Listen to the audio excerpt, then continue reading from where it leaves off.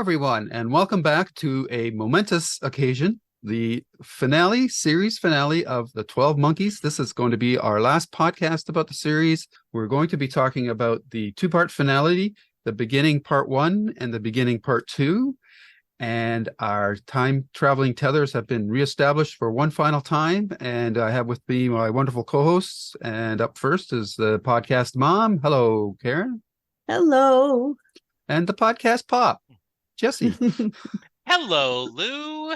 Hello, Karen. Alrighty. So I want to preface this by saying I went back and watched the previous episode 1 minute more because I had said on a previous podcast that I had trouble remembering it. But once I started watching it, it all came back to me. But it was still just wonderful to watch that episode. I think they really did a wonderful job with the Marion reveal with Hannah, and her letter to Cole was very touching. And I thought they handled that really well. And the shot of the father with putting the car in the garage paid off dividends in the finale quite nicely as well. So with that out of the way, I'm just going to ask, I'll start with you, Jesse, just your overall thoughts of the final two episodes without getting into specifics. Were you happy with how things played out? And yeah, just take it from there. Yeah, I feel they really stuck the landing. Finales are hard to do. Yeah. We have a lot of expectations, and this show had a lot of dangling threads to tie up. And emotionally, I feel like they tied them all. I think if I spent a lot of time talking, I might have some questions. But overall, this was an emotional, satisfying conclusion. And storytelling, I feel like it worked. It really tied. It made me want to start at the beginning and watch it all over again with fresh eyes, knowing where we're going. Karen. Yeah, agreed. I honestly was completely in the dark about how they were going to tie everything up. I could not figure it out. And I think it was masterful on Terry Matalas's part, the way he pulled everything together, the way he included all the main characters. I really thought it was amazing. And I think it's cool you mentioned the car, because that was one of the things I was scratching my head about. Why would they show this, him parking the car? Because we're almost at the end of the series. It's not going to come back or anything. And it did, which is awesome. And there's so many things that you don't really think about. He had to design Titan so that the door was big enough for the car to go in. And it was that way from the beginning. Yep. So he's really put all these things in our head about what was going to happen. And it was awesome. So the first episode begins with a rather interesting scene and an unexpected reappearance by James Callis, the great James Callis as Ethan. And that scene, while it pays off dividends at the end of the second episode, I was trying to reconcile when he would have done this. And I don't know how you guys felt about the scene. He played the scene wonderfully, but it was interesting that scene was there. And I assumed it was like the Chekhov's gun to close off the episode. But Karen, how did you feel about that scene? Yeah, I did wonder, was there a space between the last episode and this finale? I didn't look it up, so I don't know. But it seemed like maybe there was some time between the two because of that kind of wrap up summary type thing at the beginning. But I don't know. It was cool to have that in there. Maybe it was to remind people of things that he was going to bring up in the two-parter. Jesse. I had the same thought. Why is this happening now? Where is this happening with? And we do get the reveal on why this happens. And it's a good reveal, right? I'm really happy. Oh, okay. The child ended up saving the father in a way that we did not see coming. And at first I'm like, did they just want to give, our boxes of finals, give significant characters a chance to appear again? Okay, checked off. We got this. He was significant, not in many episodes, but in enough episodes and it's a significant character. So I was worried about that. Then very happy when you see, oh, okay, that's why they did this. Okay, so we start this episode and we've had that opening scene, and then we moved back to the main storyline, and everybody's in a pretty bad place. They're pretty dejected about how things have gone. And then they've decoded the symbols and they realize that they have to erase Cole from time. And in my head, I'm going, boy, this sounds a lot like Fringe season 4 with Peter and the machine. But this obviously predates that. I'd be curious to know if the showrunners of Fringe ever watched 12 Monkeys, because that was an interesting thing.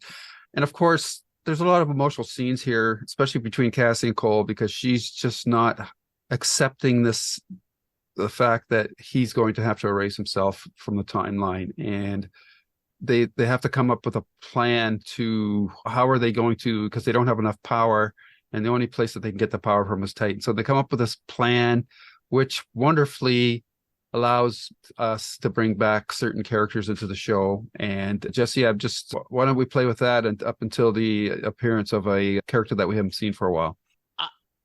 We had asked, are we going to see Ramsey again? Are we going to see Deacon again?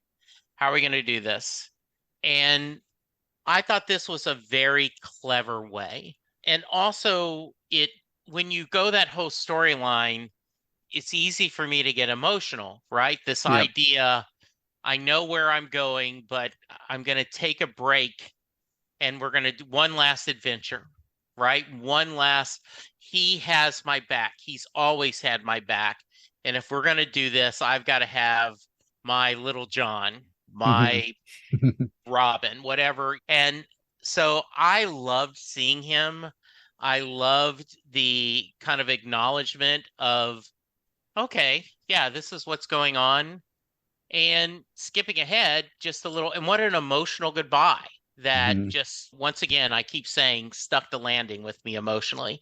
Yep. It was great seeing him again, and to get right at him seeing in full him and Cole together, not this argument, not this fighting about having different beliefs. They were in sync, the same page, trying to find the rock and roll music to listen to and have fun. Okay, right? Wait a minute.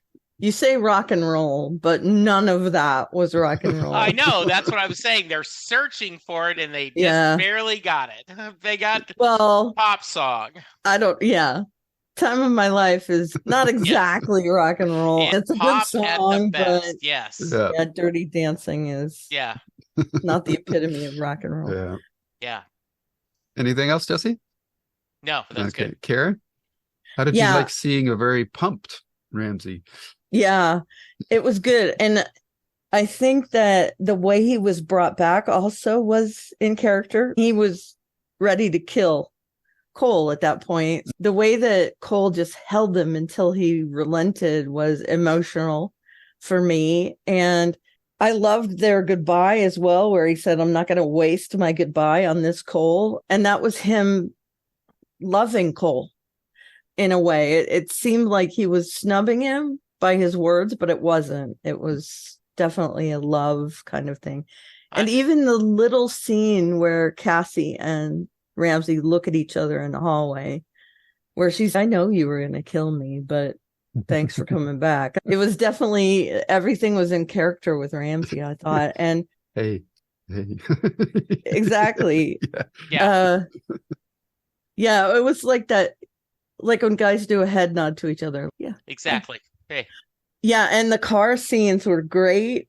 Like I said, I love that it came back to the car. My husband and I are into muscle cars, so seeing that car come back was awesome. Seeing them, it hurt me that they destroyed it. But again, that didn't happen. So the car's not there because they erased Cole. But anyway, that car was awesome. I don't remember what kind it was, what make and model. I don't know that I ever really registered. It was just a muscle car.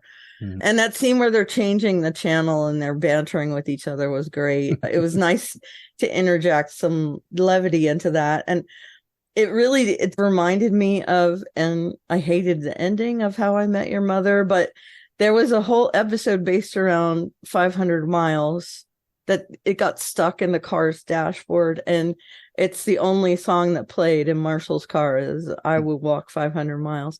Yes. And this it was him switching around and seeing what was in there. It was awesome. And Cole didn't know that Ramsay was going to relent at that point. He switched it to, I've had the time of my life. Cole was snickering. And Ramsay goes, yeah, okay, that's fitting. That was a surprise to me that he would actually, is he a secret Dirty Dancing fan? I wondered. A lot of people like Dirty Dancing, so sure. Who knows? But yeah, I think it was just more the time of my life was. That it fit with what they were doing. Yeah. Yeah. So I love the whole breakdown of Cole snatching Ramsay just before he's getting shot, and Ramsay's reaction, like they're fighting each other, and then they finally embrace, and it was just so really well done. And I imagine Kirk must have had a blast coming back on the show. Maybe he knew, because the show had been pretty well planned out. Maybe he knew he was coming back for the finale, but it just was really well done. And as you mentioned, Karen, using the car from the previous episode was really well done. A nice callback to that, his dad setting up that car for him. It was just emotionally satisfying. And you're going, how did you even know the car was there? But you just go with it. So it just worked out well. And then when they blew it up, I actually felt a little pang, because I thought, geez, was such a nice car. But and then go ahead. I'm sorry, Lou. No, go ahead, Jesse. One of the things I loved is finding the engagement ring in the glove box. Yeah. That he knew what that was for. And he knew why she didn't. We know, as he does, why his dad never got to give it to her. And then to give it to Cassie is really emotional. I just thought that was really nice. So the car served a couple of purposes. Yeah. I have to admit, when they played that scene with Cole giving Cassie the ring, I thought that was where the episode was going to, or the series was going to end up, on that the beach with the ring and the sun and all that stuff. So that was, but it didn't play out that way. And actually, they did a better job, I think. So then we get into the battle to try to gain access to the Titan's power source and the control center. And I really liked how the show made use of all the characters. Cassie and Jennifer were doing like the spy stuff, decoding and getting the code. And then moving into the second episode, was the whole fight scene with Cassie and Olivia, which I thought was really well done. Was pretty brutal, pretty hardcore takedown stuff going on in there. And it was amazing that a minute before it happened, I was going, what happened to old Jennifer? She just hasn't shown up. And then she has such a great entrance that Karen, why don't we talk about all that stuff that I just mentioned? Yeah, we mentioned Cole and Ramsay being, that bromance. And I think we have that same type of relationship between Jennifer and Deacon. And for them to be the old Jennifer, for them to be teamed up in these episodes, I think was awesome. Because we know that Jennifer knew about the knife and all that stuff. For her to be back with him was super awesome in a kind of bittersweet kind of way. On the flip side, seeing them together in the Cole-less world was cool, in the bar that Deacon ran. Where you don't know that it's her. I got the inkling it was her from the messy hair, but she lifts her head up to watch the bar fight. It was awesome. I feel like they are their own buddy comedy. Cole and Ramsay are like a buddy comedy. Cole and Cassie are different. They're a love story, but I loved seeing these two back again. We had mentioned how gutting it was to see Deacon die, and I loved seeing him back again. And the funny thing is, it's the Deacon that's before all of this. And so they have to abbreviate what is going to happen, but they tell him, and he's in because of it's not a tattoo, it's a scar, I guess, that said 7. And that was the catalyst. That was the, hey, we're ride or die, West 7. So that I loved how they inserted him. It's not the Deacon we know. It's the Deacon from before that, but we love him just as much because of how he throws himself in. It was very cool to see that. Jesse. So my question about that is, has did everything that happened end up happening, or when they do the reset, none of it happens? None of it happens. None of it Okay, happens. Yeah. because it Because feels he's the like, catalyst for everything. yeah, because it feels like Deacon's, I'm going to have to be a hell of an actor. The Right. idea that I'm going to have to pretend I don't know any of this, Right. Mhm. Well, you know, but going forward. they don't know what's going to happen. I feel they don't know that everything's going to be erased. Yeah. So that's his assumption at that Right. point. But I love that it was that Yeah. they don't have a plague. That Jennifer Yeah. can make her unicorn, Yeah. be a doctor. How did the old Jennifer survive then? She didn't. But she's Jennifer in the just barn. ages. Oh, No, okay. that's not the old Jennifer. That's That the looked like older Jennifer, I think. Okay. So that is An aging Jennifer okay. That's So that's in the future. okay. That's a future scene. Yeah. Okay. All right. Well, I mean, got Deacon- the feeling this was all the same timeline. No, I don't think so. Because we know Deacon was a kid when Cassie was on TV. Okay. That you So got. It. Okay. That makes That sense. was definitely a future kind Okay. of, hey, we're showing you what Okay. happens to Because these it characters. almost feels that to me that Jennifer remembers all the timelines. She does. Okay. Does everyone or just Jennifer? I think, And Cole, of course, does, and does Cassie. Yeah. yeah, I think a lot of that is because of, and we know they don't have that serum in them, but Yeah. I think whatever happened was so profound that they got like an echo of what happened. Because you saw the doctor with her happy family, but she smiled, and I don't know if that's the actress just having a little moment, or is that where Jones actually has a echo of something. Terry Metalis actually talked about that in an Okay. article on TV Line, which I looked up later. Oh, send me and- that. I'd love to read it. Okay. Okay, sure. He said that they all, starting at the point where Cole went back to Cassie's car, Yeah. they all started to get echoes of what had happened because it happened. It was just an alternate timeline. Okay. So they get that kind of echo of, I branched off from here and had another timeline and I'm remembering. But by the time that we see the scene with Joan sitting on the couch where she's, yes, things happened. And we see Cassie and Cole reunite. We see Jennifer talking to Cole on the beach, that they had all regained all their memories at that point, that it was just such a big experience Okay. that it echoed into their life. But that's how Terry Metalis says it Okay. happened. Good. All right. And So I would assume Deacon as well later on. okay. So I am sorry, Lou, that I did not answer your question. Repeat your question for me. Yeah. My comments. Just your feeling about the Jennifer showing up and all that Yeah. stuff. Yeah. Yeah, I loved Hey Egg, Hey Chicken. Mm. I love that their discussion of that. I love older Cassie's graspy voice. Right. She's got so much mileage on her. Yeah. And it felt the gang's all here. Yep. Mm-hmm. Right? We're all going to do the Magnificent Seven, the Dirty Dozen, whatever adventure movie you want, where you get the Justice League or the Avengers, right? Just whatever your pop Yep. culture. You've got the gang together, all fighting against Olivia, the witness, the evilness of this. And I did love, you may get to it later, but I love Cole going, we're going to take Titan, right? Like this, you know what? If we need that kind of power, what we're going to do is we're going to do this. And I love the moment where Cassie's smiling at him. What? I have plans. And I was That was thinking, excellent. As Farscape viewers, I was thinking that exact same Yeah. thing. I right? love it when someone says, I've got a plan and Yeah. they're not expected to have a good plan. I love that. And it's really, and then also, right, hope isn't a plan from Firefly Serenity. Mhm. So yeah, Exactly.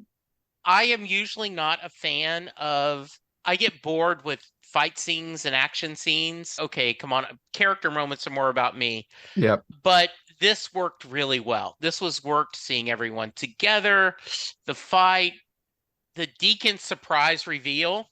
Mm-hmm. And then, and I'm jumping ahead a little bit, Lou, but we were wondering, what's that knife going to mean? What's that? Why is he doing that? But that deacon did know, right? That what she was going to use the knife for. Right. Because he had worked through all that. Right. And where it's a scar made with a knife. Yeah. That connects him with Cole and Ramsey. Yeah. But it's the actual knife that connects him to Jennifer. Yeah. And that's how they reinforce, hey, you're a part of this. It's just you don't know it yet. Interesting point there is that both young and old Jennifer had that knife as well. Yep. So young Jennifer still has that knife. But that's what that means. And Deacon had in it the new too. timeline. I don't know, because Yeah. would he have that knife, or would she still have it, but he might never have it because his timeline has changed. Correct. Yeah. It's just interesting. I assume he doesn't have it anymore, or at least that significant knife. And we know his home life isn't good. I'm assuming that still happens because that doesn't have anything to do with Cole. I just want to, before I forget it, is I love the meeting between Cassie and Virgin Deacon, I guess you could say. Yeah. He says, "You're the lady that was on the TV," and she says, "You're a good man," and gives a big hug, and he's okay. I thought that was a great moment. And I also love the moment when Cassie, and I think this is where maybe Terry Matalas was trying to set up echoes, when she goes to the car and then she turns to look in the back seat, and I was half expecting Cole to be there, but he wasn't. Yes. But I thought that was really well played as well. And I'll just reiterate, I thought the fight scene between Olivia and Cassie was dope. Yeah. They really went at it. And then you get that wonderful setup where she's finally got control of the machine, but she just can't activate it until Cole comes there and implores her to please do what has to be done. And I thought that was really quite well done as well. Can I say something about Cassie and Deacon having that hug? Yes. After the hug, first of all, she says, "You're a good man," which he blows that off. No, I'm not. I'm sure in his brain he's whatever, chick. But after they're done, he says, "I've still got it." Yeah. Which is Which is so perfect. Yeah. One of the couple things. One, I'm a big Aaron Sorkin fan. And the episode Newsroom is not as hyped and loved as much as a lot of the shows he's written. But there is a character on the Newsroom that he is Don Kiefer, and Thomas Sadowski plays him. And he's often played as a jerk. And Olivia Munn plays a character, Sloane Sabbath, and she says, "You're a good man," and you don't accept that. So therefore, you do things that you think good people should do instead of just trusting your instinct. And I love that Cassie said that, right? Like, "You're a good man," and hugged him. And I just thought that was a sweet moment. And I do agree. That was nice. I sent you both a video of Jason Isbell singing If We Were Vampires. And the whole point of that song is because we have a limited time together, that's what makes life and love precious. Right. Yep. And I thought, as I was hearing Cole say that, okay, we just go where it never ends.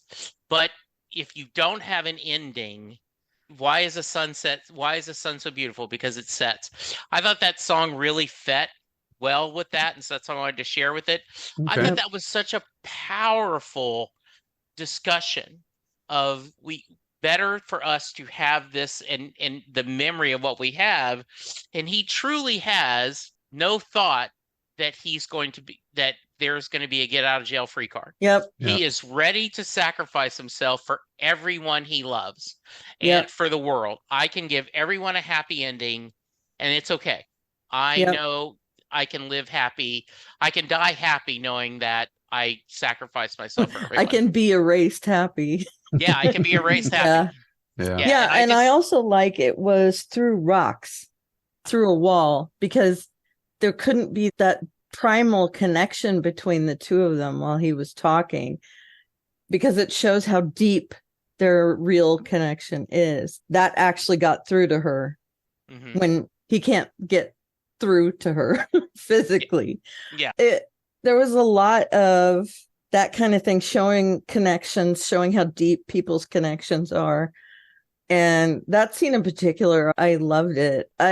There was no crying for me like there was during the reading of Cole's mother, Hannah's letter to Cole.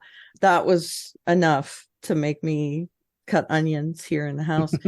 But in this case, it was more like an impact where I felt it heavily, the connection between these characters. And then that scene in particular, where he's saying to her, and another thing it reminds me of is The Good Place, where they have to change how things happen in The Good Place because no one's happy there.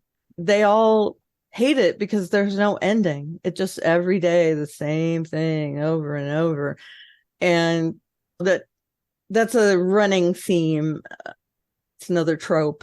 I say trope a lot, I'm sorry, but that's a trope of there has to be an end for things to be good. You have to have hate to have love, and you have to have good to have bad, cold to have hot. So you have to have an ending for the other stuff to work. And I love that he said that. And he understood that he wasn't going to feel it. Cassie was going to feel it. So he put that back in her lap of, go ahead, I'm with you, whichever you choose. But I want you to know that's a bad choice. So I hope you make the right one was, oh, wow, just very deep. Yeah. A nice conversation. It's a great point because Cassie had to make two tough decisions in the last couple of episodes. She had to release the plague, and now she had to reverse this Red Forest, Hawking's, whatever principle they were trying to state they were trying to achieve. So that's a great point, Karen. Another moment that I want to bring up is the appearance of old Jennifer. I come to you now at the turn of the tide. I just love that line. That was great. And then the song that she chose was fantastic. Yeah.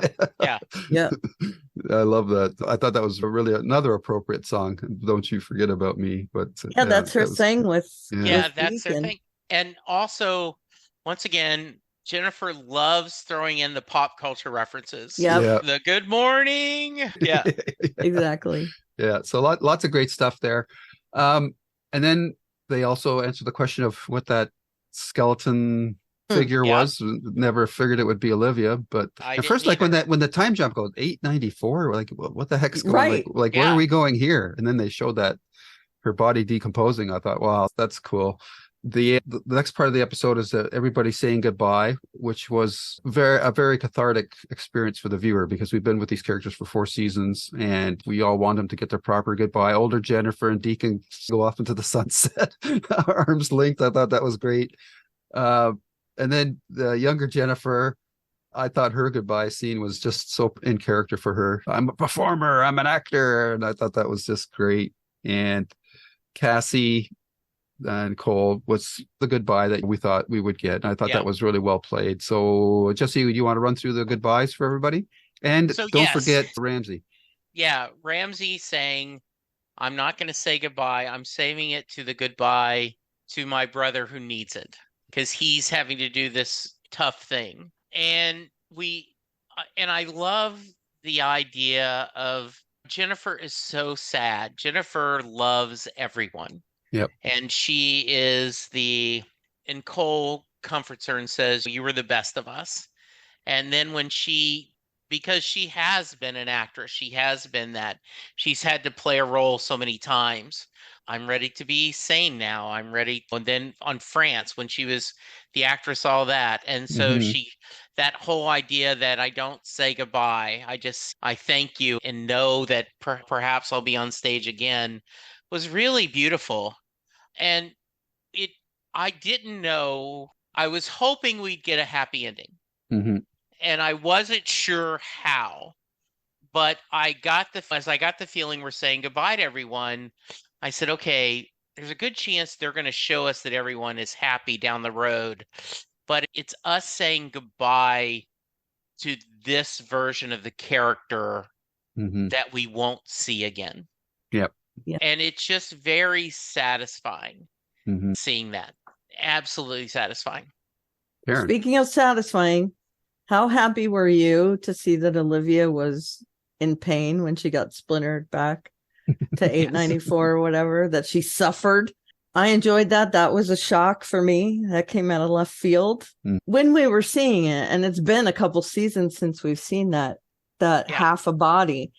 I had wondered, oh, where's that body going to come from? Are we going to get a payoff?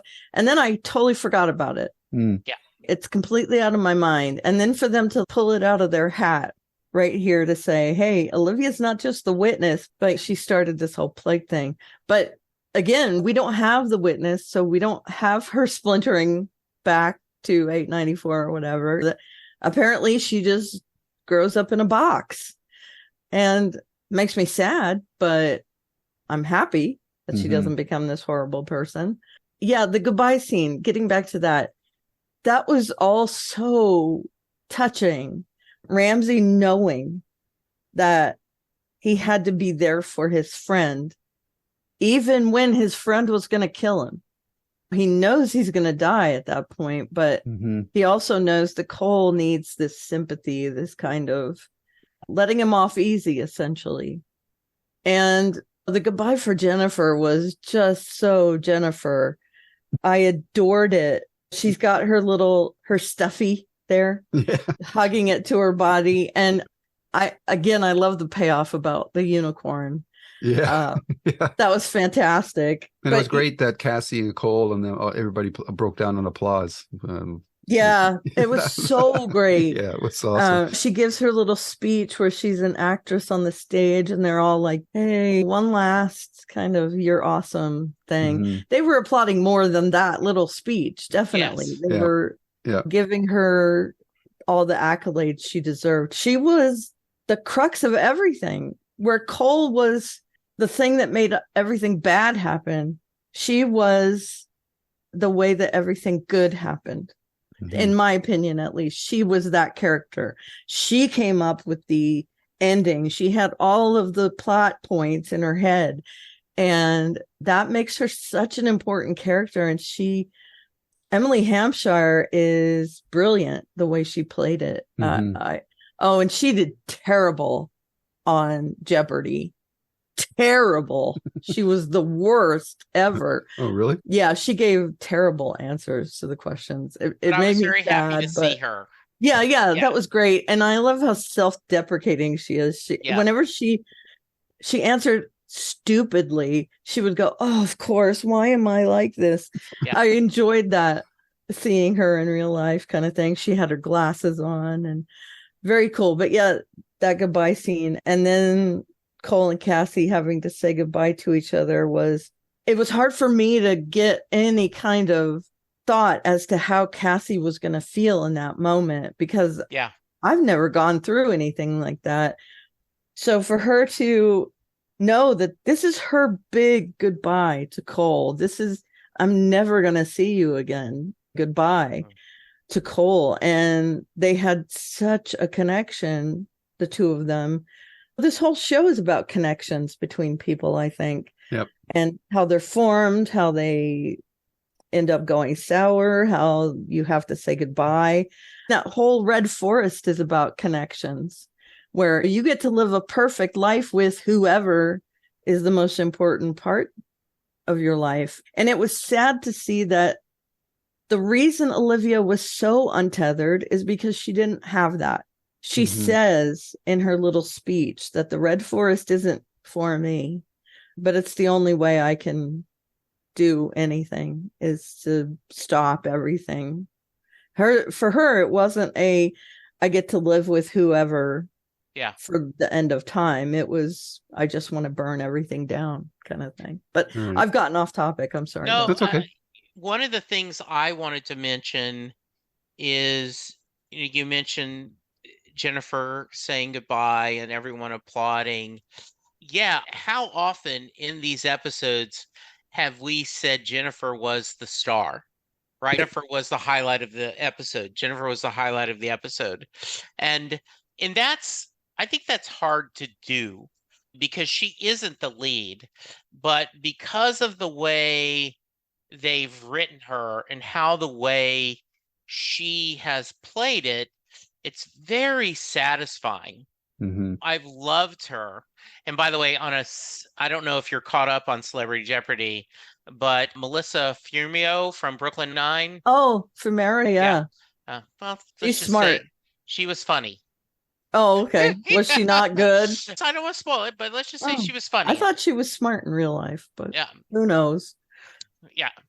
Yeah, I like her on Brooklyn Nine. Yeah, I love Brooklyn Nine. Yeah. Mm. But yes, back to you, Lou. I thought Jennifer and everyone applauding her, and she has, in a lot, as Cole said, she is the heart of this series. She just truly is. Yeah. Yeah. She had to do a lot of heavy lifting. Yeah, absolutely. Because she had to handle the more outlandish aspects of the show's mythology. And I thought that was done in a really great manner. Now she had to play a caricature without making it a caricature. Yeah. Which is super difficult to do. Sorry. Yeah, for sure. No, that's cool. That's a good point. So then we get down to the final portions of the episode. And I have to admit, I'm a little disappointed to the answer about the cigarettes. I don't know how you guys felt about that she just had a patch out in the backyard. I said, okay. But how did you cure it? And how did you strip it and cut it all up and everything, dry it? Yeah, but whatever. Then where did you get papers? Thank you, Lou. I was exactly the same way. Yeah. I'm glad they explained it. Yeah, but I don't think they did a very good job. I was expecting that maybe Ethan or Cole or somebody had grabbed like a big pallet of them or something like that. And, exactly. Right. That's what I was expecting. So that was what I was expecting too. Yeah. Right. Like when Cole hands her that and it's the last one, for her to say, thanks for getting me cigarettes. Yeah. I feel like that would have been an interesting way to do it. Yeah. So I was a little disappointed with that, and I don't know but someone actually, one of our listeners had said, hey, they explained that. And so I knew it was coming and I just didn't, thank you for doing that, but it left me more questions. I think it was Captain Mediocre. I think so. Yeah. Yes. That had us kind of wondering how we get the payoff for the surprise guest appearance by Ethan in that Katerina alters the code so that Cole is not totally wiped out. And story-wise, character-wise, I love it. I'm not sure in the show's mythology if it quite works, but it's one of those things that because it's emotionally satisfying, you just gloss over it. And then we start, he comes back to the beach, but then Jennifer's there. And then we get what I think is the appropriate closing scene for Cassie and Cole with the farmhouse, which has been the nexus of so many of the things in the series. And it was really satisfying to see that. And then we get like all these little flashes of what all the other characters are how their lives are going. And I love the fact that they brought Hannah and the father back. And that was a very nice touch. The bar with old Jennifer and Deacon was funny. And we also got a quick flash of Ramsey with his son. And so a very satisfying ending emotionally. How it all works mythologically, you just have to roll with it because it's the ending that we all wanted. I think Stephen King faced the same issue with The Dark Tower. In a lot of ways, this series finale reminds me of the final chapters of The Dark Tower. So that was pretty cool. But it was just very satisfying emotionally, and there was very few loose ends, and all the major questions were answered. And I don't think anybody can quibble about if there's any loose threads or mythology issues that might not totally be reconcilable. One of the better time traveling stories for sure. Jesse, what did you think? Yeah, I liked it a lot. We did not talk about yet the other side of Cole meeting Cole. Yeah. Which I thought was really nice. Yes. Yeah, I thought that was because we had talked about that, right? Yeah. That is this going to happen? And we knew we had to see that other side. And I thought they did a great job of that. So I was happy to see that. Yeah, does Ramsey get to stay with his son's mother? Don't know. I guess that's not as important as his relationship with his son. And they're playing that game that they love to play. That was good. I love that Katerina is seeing her husband. She's now learned that he never betrayed her. He always loved her. And and then their daughter, they get together, is very satisfying. We've already talked about Cassie is now a doctor. and she is saving one person's life at a time is very satisfying to her. And Deacon running a bar in the future. Yeah. Yeah. Now, I wonder, and these are the things that I hate about myself. Does Cole have a social security card? Does he have a birth certificate? I thought about that too. I'm assuming that they just live there and he's off the grid. If he's walked off, since Cassie is a doctor, they should be very well off financially. Does now that Jennifer is a billionaire, does she set up a fund for them? Just all these questions that have nothing to do with the story, but I thought about that too. How does Cole get any kind of identification? And the thought to me is that they live off the grid. She goes into work and he just does stuff around the house, and he's Yeah. I was just wondering, like, how is Cole even existing, because Hannah is not going to be his mother anymore. Like, it's that's the supernatural part of time owes you. Time owes you. Yeah. And we haven't mentioned Lasky and Adler. Oh yes, playing chess. That was great. Playing chess. Yeah, that was fantastic too. Yeah. That was a really nice scene. Yeah. So I wanted a happy ending, and when Cole wakes up and there's Jennifer with a drink with a umbrella in it, and she is, no, it's not heaven, it's Key West. And then she's, hey, Otter Eyes, because she's always going to call him Otter Eyes. Yep. And she's so excited. And then I wonder, how does he show up where this house is? Did Jennifer have a car ready for him?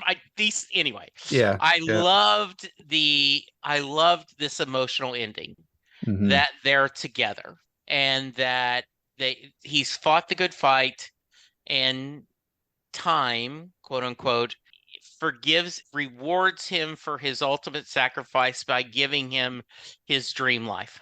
Yeah. And you assume they live happily ever after. And do they have a child that they grows up? I hope so.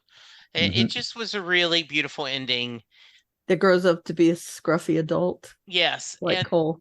And James Callis, they grow up to be James Callis. So that's right. I just was really happy how well they did this. I feel like they closed most of the loops. Yep. And as I said, it isn't often when I finish a series, I go, oh, I really want to go and watch that again. I'm like I love Ted Lasso, but I did not immediately feel like I needed to restart Ted Lasso and watch it again. Right. This, I go, man, I bet you this is, on a second watch, we would catch so much else that we're going where they're building this. Yeah. And it might answer some of the questions that we're asking right now that we just didn't catch the first time we watched the show. Right. For sure. Karen, did you have anything more about the ending?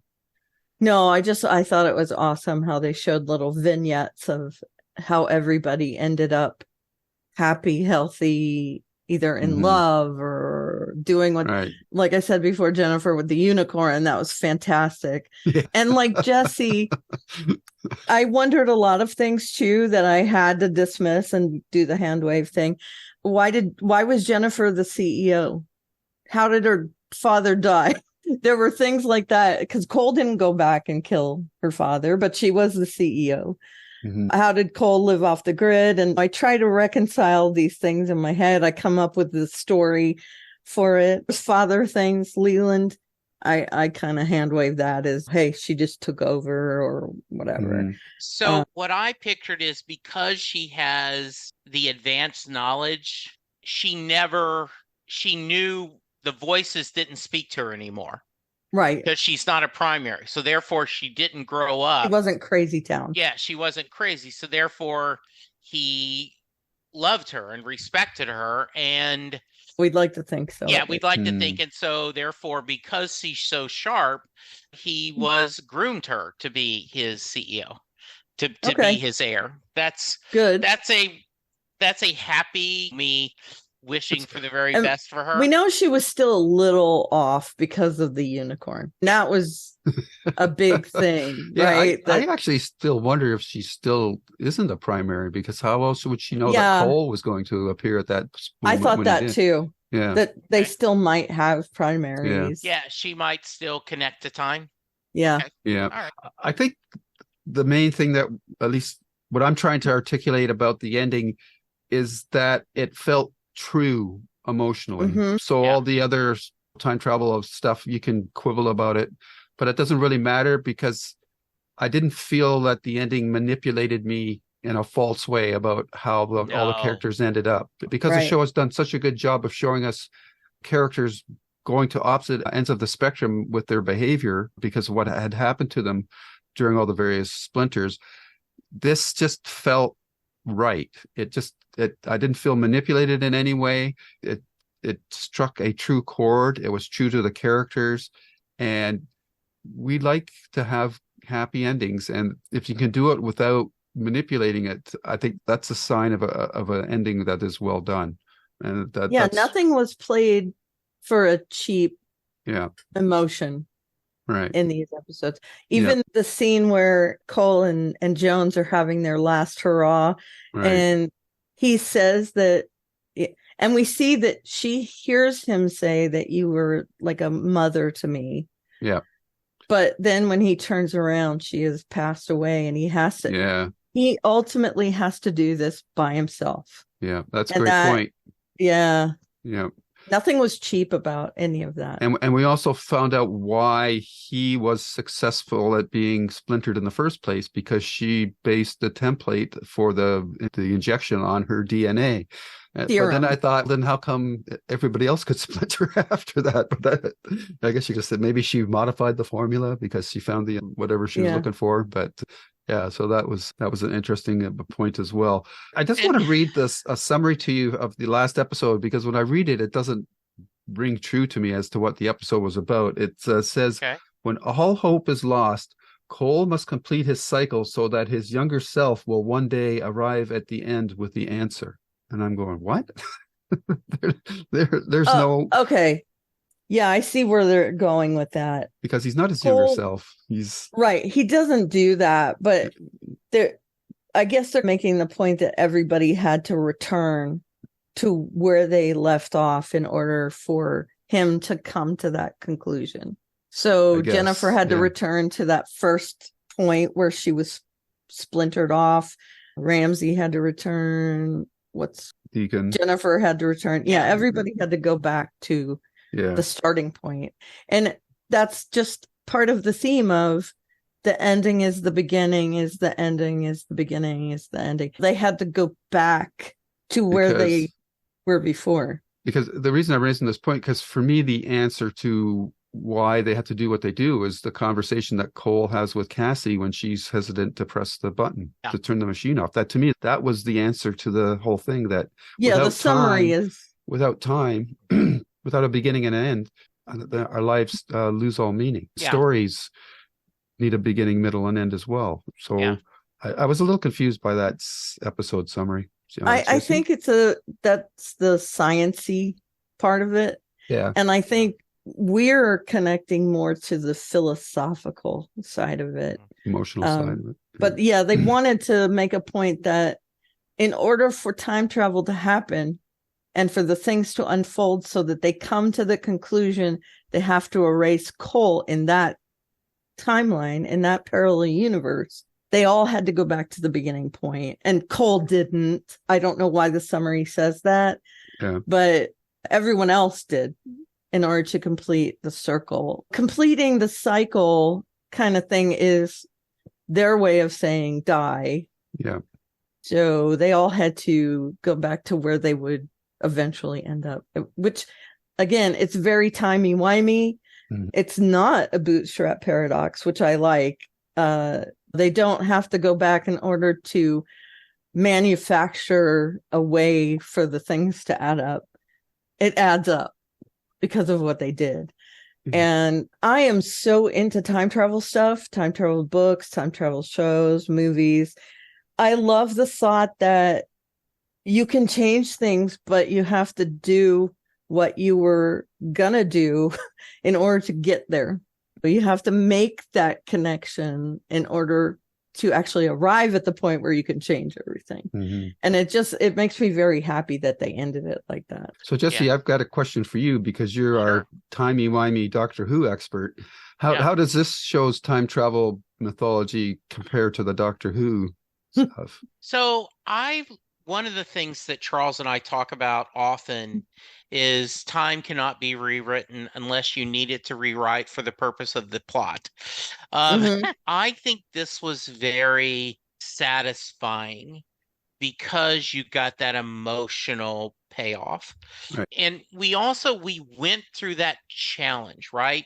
Like you mentioned earlier, Cassie had to let the plague go to kill millions, if not billions of people.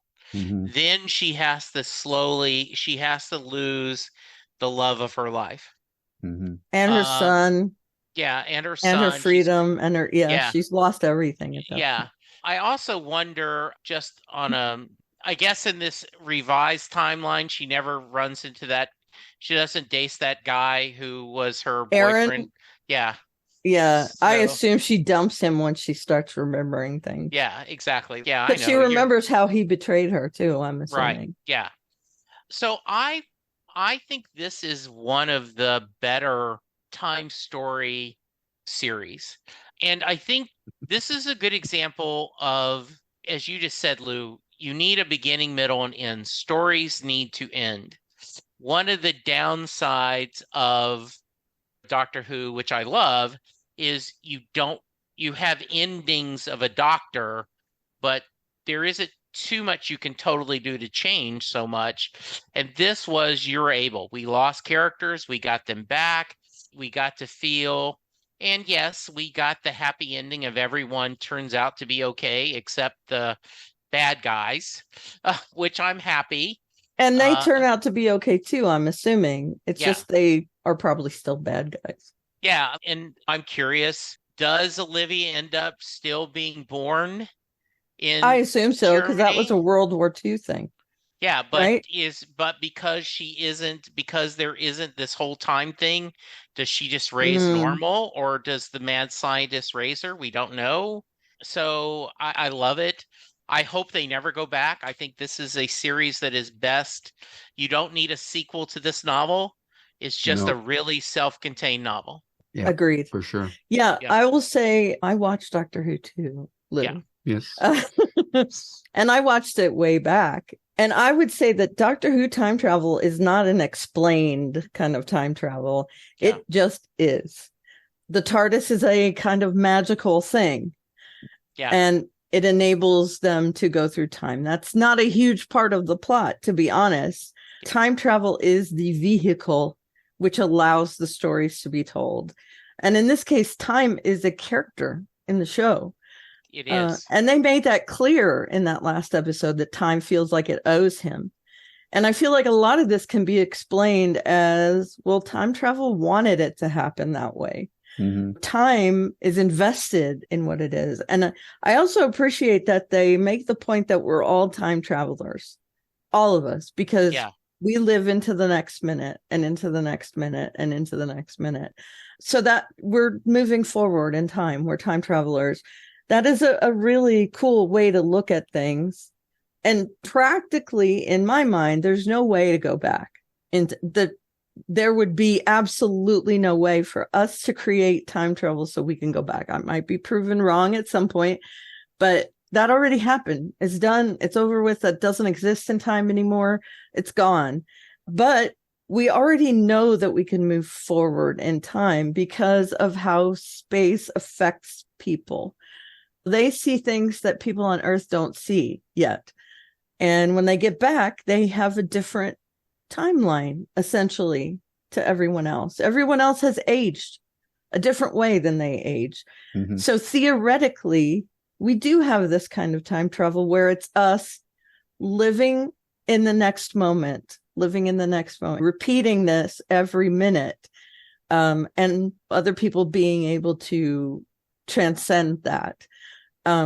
And this is a long way for me to say I appreciate how they attack time travel in this show, that I do think it's self-contained, that it doesn't need to be brought up again ever. I think they should let it go. And I don't think there's ever been talk of them doing a reboot or whatever. I do think that Terry Matalas probably just thinks it's done. It's in the past. It doesn't need to be revisited. And I agree. You make such a good point that this is great how it ended. It would probably be not so good. It would cheapen the ending a little bit if they brought it back again. I'm sad that the journey is over for us.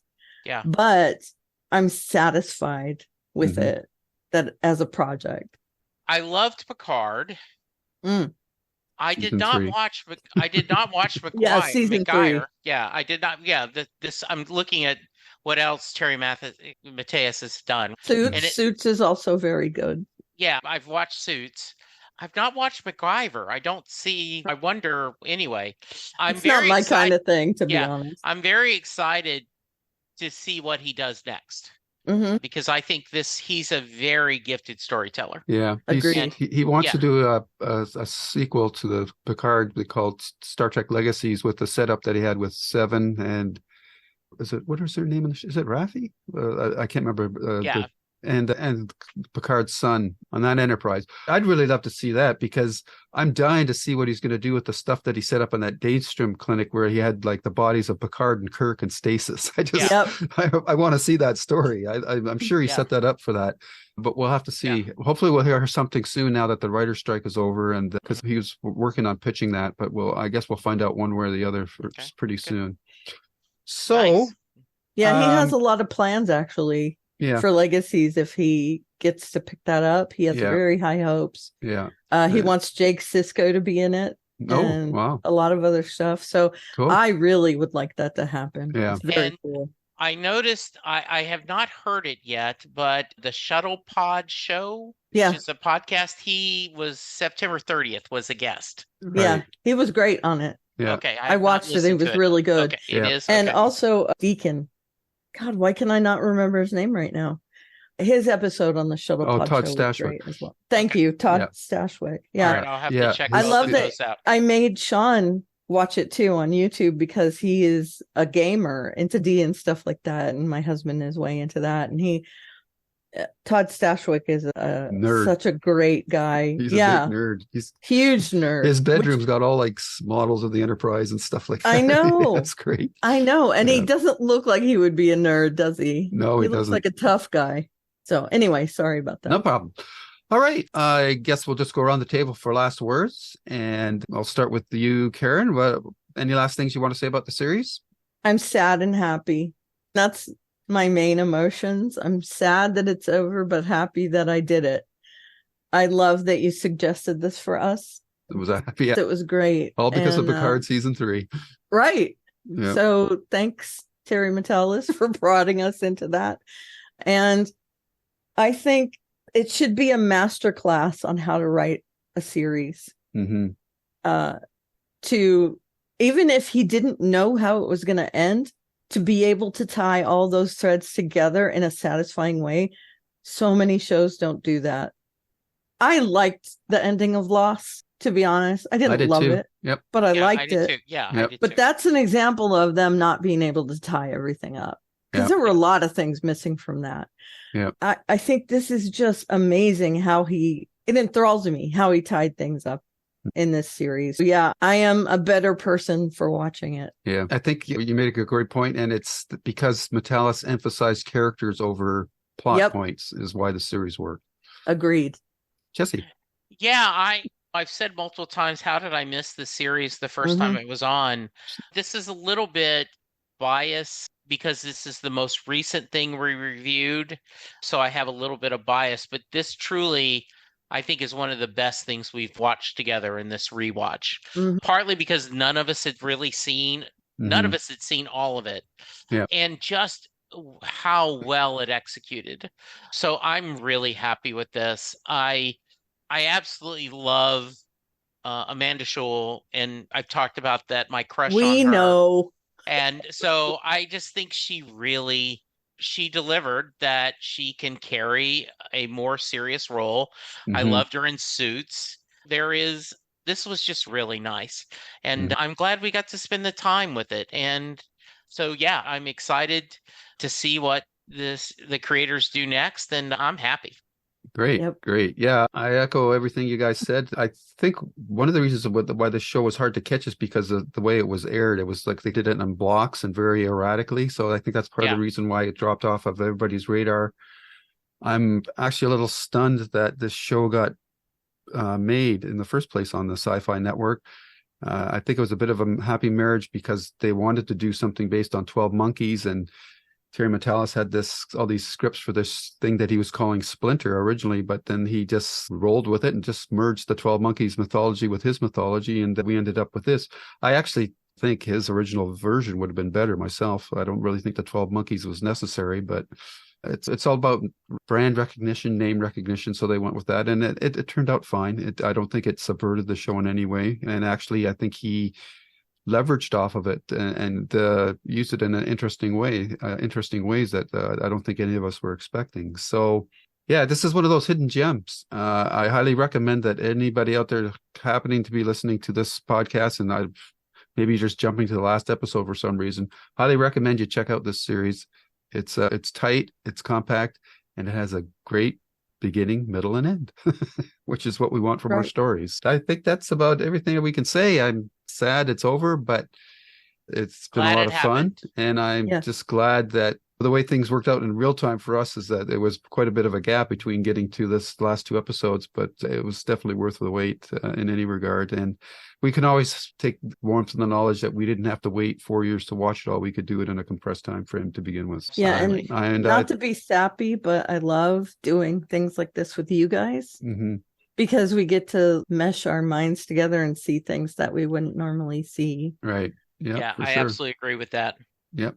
Alrighty. So with that, folks, our next project will be something different. And Jesse, I think it was your suggestion, right? Yeah. So we are going to do a one-off. If Karen ends up reading Holly, we're going to talk about that next week, right? And if you're not, we're going to do, so just let us know in plenty of time, Karen. But we are going to explore the HBO miniseries Watchmen. This is, speaking of Lost, not J. Abrams. Yeah. No, Damon Lindelof. Damon Lindelof. Yeah, is a huge fan of the original comic book series. And he wanted to do a story set in that universe that's a sequel to the comic. And so if you have not read the comic, that is probably, you don't have to enjoy the series, but you will get a little extra enjoyment if you take time. Yay. You've read it? Yep. Awesome. And I'm a huge fan of Watchmen. Yeah, so this is a series that I think is very enjoyable. Neither Karen nor Lou have watched it, so that's what we're going to do. Are there any pirates in it? There are no pirates, darn it. Yes.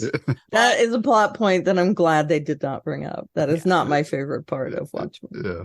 And this Regina King is the star. Oh, nice. And she does very well. And there's 9 episodes. So do we want to do 2 at a time? Yeah, sure. And then save for the last episode for a separate. Yeah, I think that's good. Yeah. Very nice. So we're going to do Holly sometime, and we're going to do Watchmen. It's available on Max, or as they say back in the day, HBO. I hope you guys watch it and then enjoy our discussion. Back to you, Lou. Very good. All right. So that's a wrap. Our tether is snapping for the final time, at least on this show. But until next time, Jesse, where can people find you on the interwebs? You can find me at Jesse Jackson DFW on Twitter, aka X. You can hear me talking music on Set Lusting Bruce. You can hear me talking John Hyatt on Perfectly Good Podcast, and Doctor Who on Next Stop Everywhere. Karen, where can they find me? Is that what we're at? Yeah, you can find me at Elevaria on the various social medias, and there's a link in my bio to my blog, and the landing page has a bunch of links that you might want to check out. Very good. And you can find me on YouTube at Lou's Reviews, where you'll find the JKL Media podcast, where we've just finished 12 Monkeys, which we've just done here. We've also done other shows, Devs, The English, and so forth that you can check out. And Midnight Mass, another good one. And I also have my writers podcast and the Stephen King podcast. And on Twitter or X, you can find me at Lou W. Sitzma. And with that, our travels have come to an end, at least for this show. But we will be traveling with other things. Jesse, Karen, thanks a lot. And to all our listeners out there, take care, so long, and be happy about endings. That's Bye-bye. right. Bye. Bye. And scene.